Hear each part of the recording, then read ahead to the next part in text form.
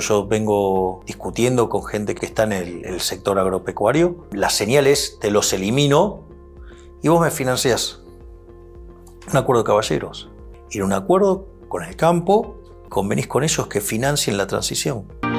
Bueno, Javier, un gusto, un placer tenerte. La verdad que espero que estos minutos, este ratito, sea para poder reflexionar sobre la Argentina, ¿no? Y sobre todo en términos económicos. Gracias, Alfredo, por la invitación. Para mí es un placer enorme y la verdad que es un gusto estar aquí. Primera pregunta, Javier, que los jóvenes y los argentinos en general se hacen. ¿El problema de la Argentina es económico, político o ambos? El problema argentino es moral. A ver, ¿qué significa Ha habido eso? todo un trastocamiento de los valores morales que se ha traducido en un modelo decadente. Es lo que yo llamo la idea del modelo de la casta. El modelo de la casta parte de una premisa que dice que donde hay una necesidad nace un derecho. El problema es que las necesidades son infinitas y los derechos alguien los tiene que pagar. Y los recursos son finitos. Entonces, ese conflicto entre necesidades infinitas y recursos finitos, que la economía lo resolvió con la propiedad privada y los mercados libres, esa solución a los políticos no le gusta, y con la idea de la justicia social y la redistribución del ingreso y esa locura que implica, ¿no? Que es robarle el dinero a uno para dárselo a otro. Eso se ha manifestado en déficit fiscal. Esos déficit fiscal primero se financia con deuda. Cuando ya no hay con más financiamiento, Argentina defaultea. O sea, Argentina es el máximo defaulteador de la historia moderna.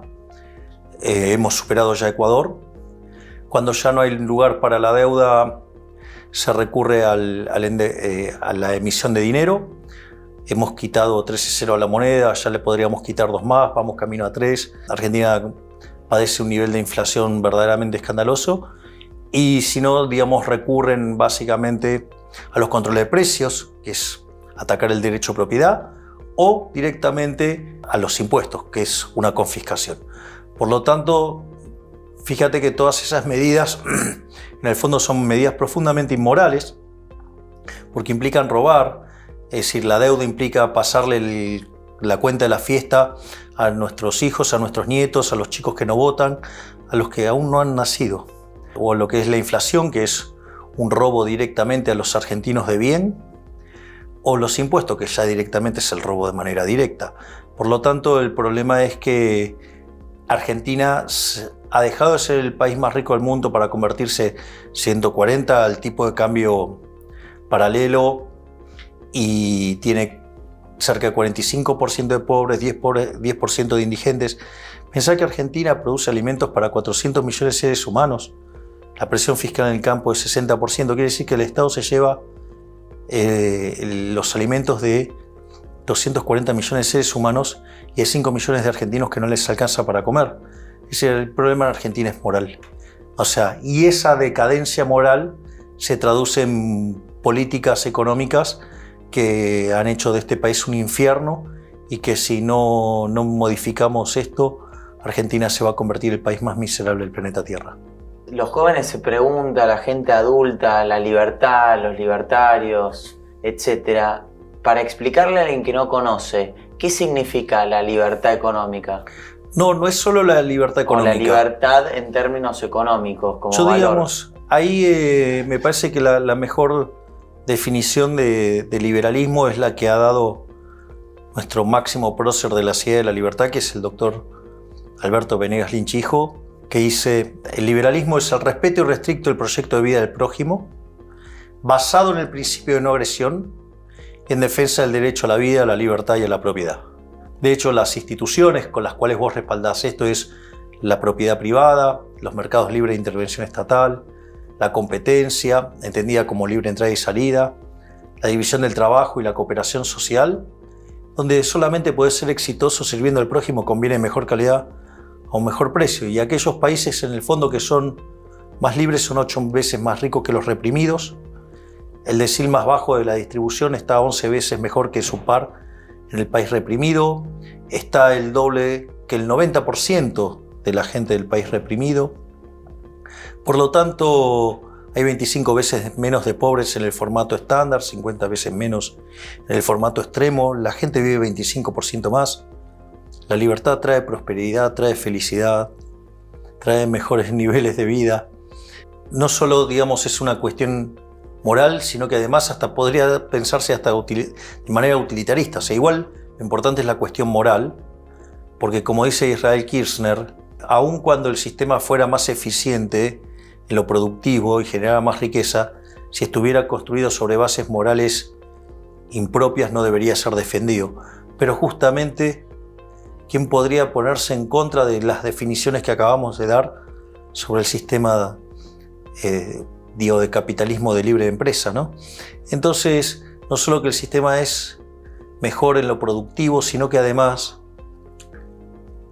abraza un conjunto de valores morales más elevados que son en el fondo la base de la cultura occidental y que son las que nos han transformado la vida de una manera fenomenal. Pensá que hoy aquellos que están en la situación más precaria de repente tienen mejores niveles de vida que los que pudieron tener emperadores o faraones o reyes a lo largo de la historia. Entonces estamos frente a una época maravillosa y que es una tontería no aprovecharla. Lo que pasa es que la contracara de esto es que hay un conjunto de delincuentes que se aprovechan de esto, que se encargan de sembrar las ideas de la envidia, el odio, el resentimiento, que son los políticos, y que básicamente es abrazar el socialismo.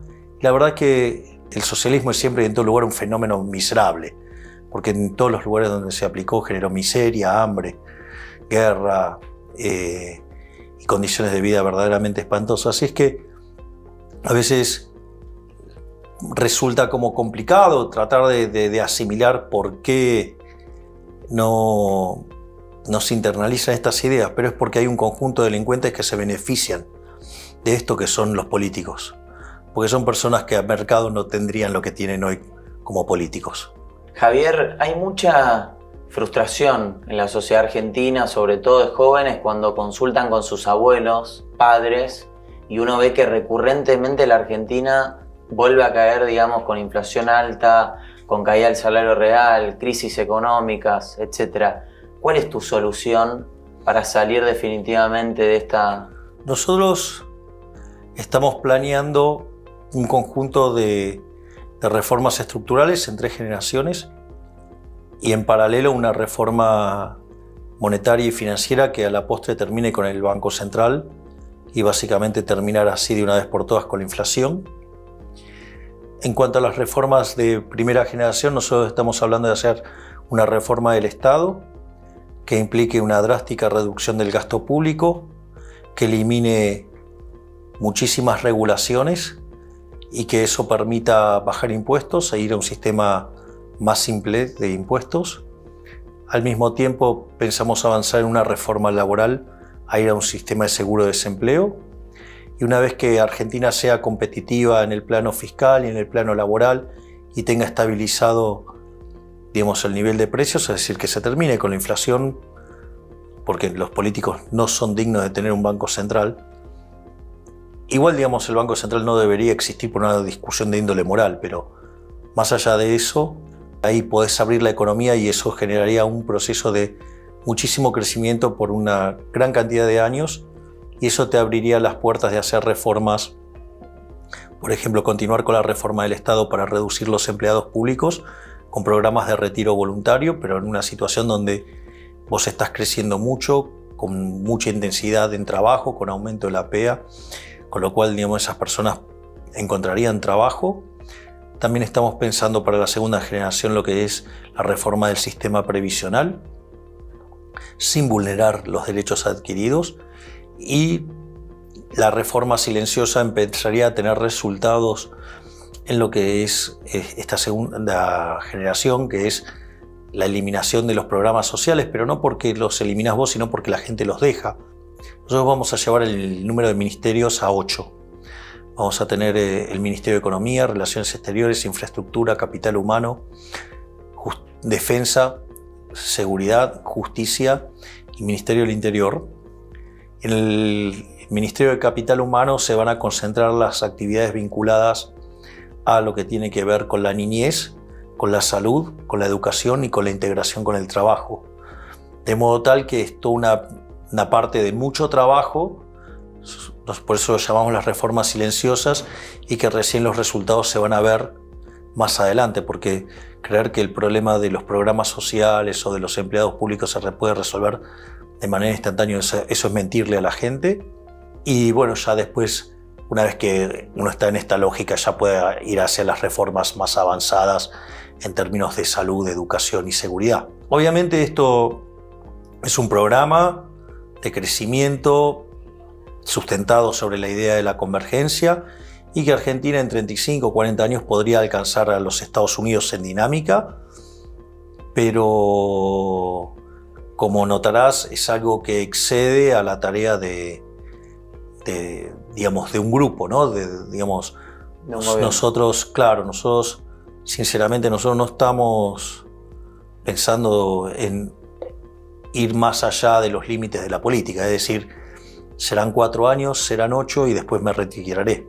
Es decir, mi idea es enfrentar esta tarea titánica y una vez que se termina, listo, me dedicaré a estar con mis hijitos de 4 patas, me dedicaré a estudiar más economía, a dar conferencias y bueno, es público y conocido que además soy un estudioso de la Torá, así es que me dedicaré a ese tipo de cosas que tanto me llenan espiritualmente.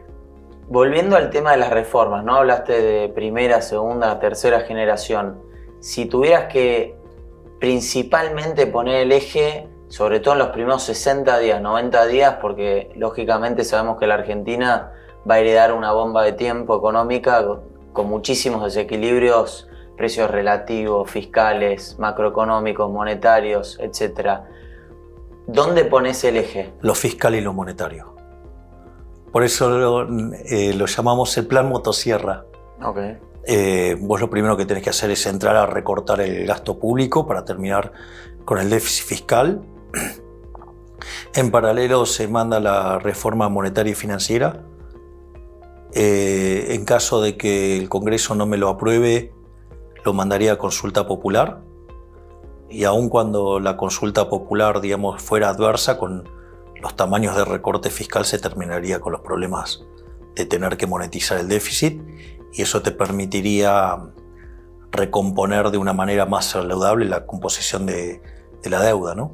Porque cuando vos pasas a tener superávit primario y pasas a ser solvente, rolear la deuda se vuelve algo muchísimo más fácil. Si vos además no necesitas colocar nueva deuda y es más, hasta podés empezar a absorber, verdaderamente la cosa se hace mucho más fácil. Pero para eso tenés que tener la determinación de cortar con el déficit fiscal. Nosotros tenemos planeado eliminar la obra pública yendo a un sistema de iniciativa privada a la chilena. Tenemos pensado eliminar de cuajo las transferencias discrecionales. Tenemos pensado eliminar los subsidios económicos recalibrando la ecuación económica financiera de los contratos. Tenemos pensado terminar con los regímenes de privilegio en las jubilaciones y tenemos pensado avanzar en la eliminación de las empresas del Estado, ya sea o porque se privatizan o porque se las entregamos a los empleados. Pero basta de estos chistes que en realidad son solamente cajas políticas. O sea, un ajuste fiscal drástico, rápido, exacto, con corrección y luego una corrección también del Estado, del tamaño del Estado con respecto al producto. Pero es que eso lo que va a implicar es achicar el tamaño del Estado respecto al producto y eso después te permite además también, conforme vos mejoran tus números fiscales, puedes empezar a hacer reducciones de impuestos. Nosotros tenemos planeada una reforma que obviamente hay que acordarlas con los gobernadores para ir de casi 170 impuestos a 10 nada más, para que el sistema quede simplificado y para que, cumplir con las obligaciones fiscales no sea tan complicado. Obviamente que conforme que la economía vaya creciendo, mi idea es seguir bajando impuestos. Es más mencionado la competencia de monedas, en donde el argentino ya eligió al dólar y la dolarización como un mecanismo para bajar rápidamente la inflación. ¿Cuál crees que puede ser el momento más complejo en el proceso de dolarización?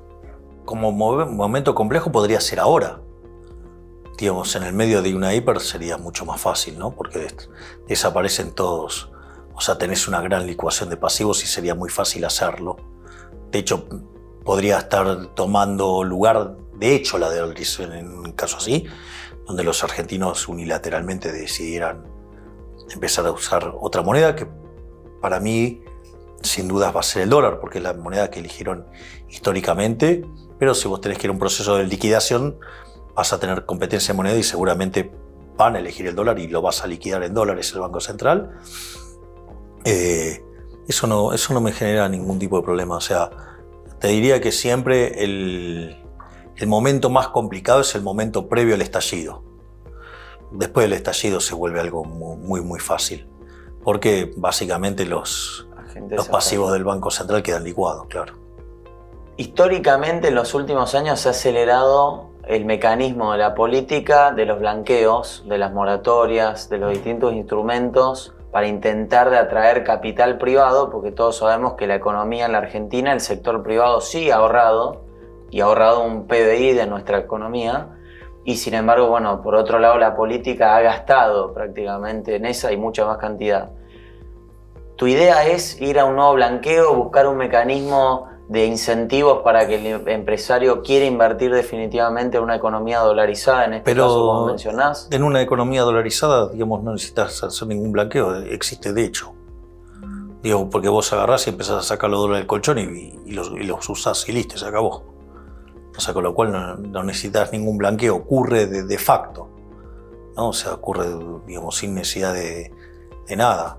Y vos vas a tener oportunidades de inversión en tanto y en cuanto las reformas sean perdurables. Por eso para mí es tan importante dolarizar, porque fíjate que vos con la convertibilidad tuviste una regla dura, era creíble, el Banco Central era independiente, ganabas elecciones, era popular, todo el mundo la entendía y hasta tenías toda la estructura contractual de la economía montada sobre la regla, y cuando los políticos necesitaron seguir haciendo déficit fiscal y no encontraban financiamiento, se llevaron puesto el Banco Central y les importó nada.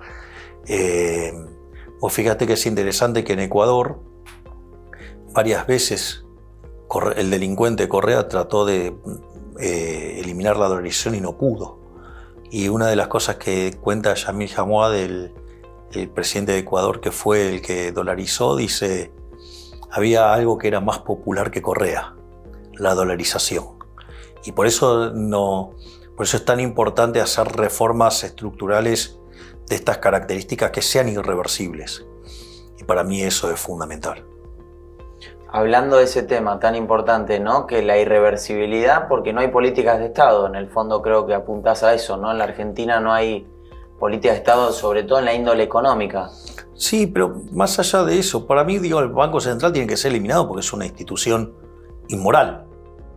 O sea, para mí robar está mal. O sea, mi argumento contra el Banco Central es independiente que tengas inflación del 5, del 10, del 100, del que quieras. Es una cuestión de índole moral, robar está mal. El dinero es un invento privado, debería volver al sector privado. Hay unas cosas muy maravillosas cuando vos caminás por los pasillos de la Universidad Francisco Marroquín en Guatemala. Hay paredes que vos ves unos estampados raros. Y entonces al costado tenés un cosito de vidrio, como un cuadrito de vidrio con el mismo estampado, y en realidad esos son billetes. Mirá. Son billetes que emitían las empresas de café. O sea, Guatemala tiene, junto a Colombia, el café más importante del mundo, y las empresas de café eran las que emitían el dinero. Increíble. O sea, con lo cual el dinero es un invento del sector privado. Que el Estado se haya apoderado del dinero a partir del primer Congreso de Génova en 1445, imponiendo el curso forzoso, eso no quiere decir que no deba volver a las manos privadas. Una economía tan cerrada como la Argentina, donde hay una patria contratista, donde hay también un sector privado que ha podido pescar en la pecera, ¿no? En parte uno lo ve. ¿Qué pensás que puede suceder una vez que uno dolarice y empiece a abrir la economía? Porque uno de los mecanismos que utilizan muchos economistas para voltear una nueva convertibilidad o una dolarización es que perderíamos productividad y encima tenemos una economía que ya de por sí parece que no es productiva. A ver, primero hay que entender bien quién es la casta. La casta no son solamente los políticos ladrones.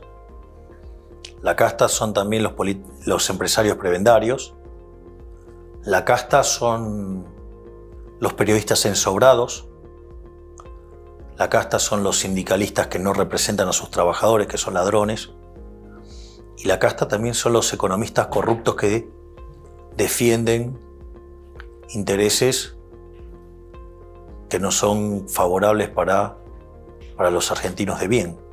Cuando vos haces la reforma del Estado y te volvés competitivo fiscalmente, y cuando vos te convertís en competitivo laboralmente, no hay excusas para no abrir la economía, salvo que seas un empresario, o sea, un empresario prebendario. Y la realidad es que no es cierto que la protección genera aumento de productividad, es más, genera todo lo contrario.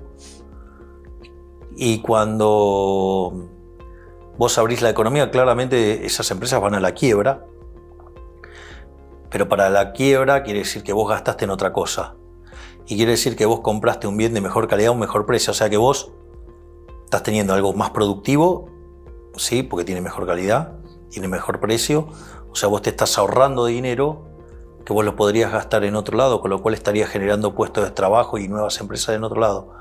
Por lo tanto, todos aquellos que estén dispuestos a competir no van a tener problema en competir, porque justamente le estás sacando la carga del fisco, le estás sacando la carga laboral y además le estás sacando el lastre que es el Banco Central. Por lo tanto, si no compiten es porque no son aptos.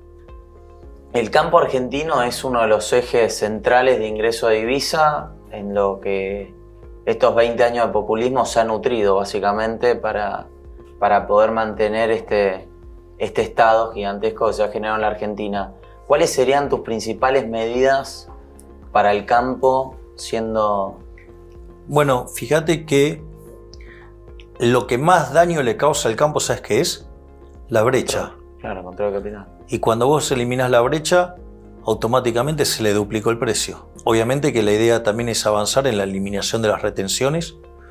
De hecho, yo vengo discutiendo con gente que está en el sector agropecuario para avanzar en la eliminación de las retenciones. Y eso es posible. O sea, porque en el fondo, ¿cuál es tu problema? ¿Un problema de financiamiento? Bueno, que te financie la transición. Pero no con esos mecanismos perversos de, bueno, te los dejo transitoriamente y te los dejo a cuenta de algo. No. La señal es, te los elimino y vos me financiás. Un acuerdo de caballeros. Y así, digamos, es que la economía empieza a funcionar de vuelta sobre la base de la confianza y de respetar la palabra. Es decir, vos tranquilamente podés ir a un acuerdo con el campo y en lugar de decirle que van a tomar las retenciones en parte de pago de algo, directamente se las eliminás. Y convenís con ellos que financien la transición. Y como cada vez el déficit va a ser menor, digamos, necesitas menos soporte. Llega un momento que no necesitas más. ¿Qué medidas, si pudieras tomar una única medida en el corto plazo con este problema tan grande que tiene la Argentina hoy, está inflacionario, una inflación de más de 100 puntos? Vos como Javier Milei, ¿qué medida tomarías? Avanzaría en la eliminación del Banco Central para terminar con la inflación. La inflación está haciendo un daño enorme y Argentina hoy tiene indicadores en lo social que son peores que los que vos tenías en las previas del 2001. Tenés un desempleo verdadero más alto, tenés menos productividad, tenés menos estructura de capital, tenés más pobres, tenés más indigentes, tenés menos retribución en dólares, tenés un desequilibrio monetario que es peor que el que vos tenías en la previa del Rodrigazo y tenés una dinámica en el balance del Banco Central en términos de activos remunerados, llámese el IPSAS contra base monetaria, que está en niveles similares a inicios del 89, o sea, en la antesala de la hiper. Si vos llegás a tener una profundización del cuadro monetario en línea de una crisis, vamos a tener la peor crisis de la historia argentina y las consecuencias sociales, digamos, es más incierta que la caja de Pandora. Por lo tanto, para mí la resolución del problema monetario es lo más urgente que tenés. Y obviamente que a partir de ahí vos fíjate que una de las cosas que cuenta el expresidente de Ecuador que dolarizó dice, me decían el problema del déficit. Cuando se dieron cuenta que no podían gastar más de lo que tenían, automáticamente ajustaron el presupuesto. Sí. Digamos, o sea, con lo cual hay una discusión ahí cómo se cierra primero, pero te diría que la reforma monetaria es impostergable, porque el estallido de la crisis puede ser de dimensiones verdaderamente peligrosas, te lo diría. Bueno, Javier, un gusto escucharte, un placer siempre y estamos en contacto. El gusto ha sido mío, Alfredo, y quería felicitarte por tu libro, Dolarización, y por haber sido uno de los pocos que han levantado esta bandera de terminar con esta estafa que es el Banco Central.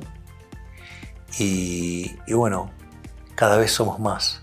Así es. Así es que, y si llego a ganar, o sea, si entramos en segunda vuelta voy a ser presidente y la dolarización va a ser un hecho. Ojalá que así sea. Gracias, Alfredo. Gracias, Javier. Gracias.